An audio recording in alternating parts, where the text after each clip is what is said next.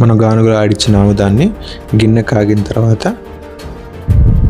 గిన్నెలో పోసుకొని అడుగు అంటకుండా కలబెట్టుకుంటూ ఎక్కువ మంట పెట్టకుండా చిన్న మంట మీద కాసుకుంటూ రావాలి. ఇలా మనకి 1 అవర్ టైం పడుతుంది ఆముదం పూర్తిగా కాగడానికి.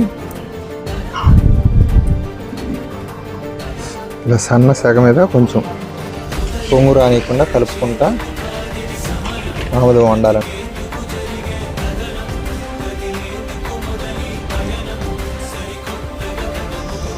అయిపోయింది, ఆముదం అయిపోయింది, వంట అయిపోయింది. మనం ఉంచుకోవాలి.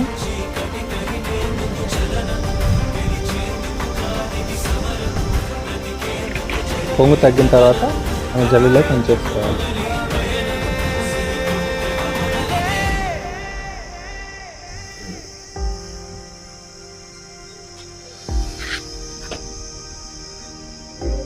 మనం వండుకున్న ఆముదాన్ని ఇలా జల్లిలో పెంచుకోవాలి.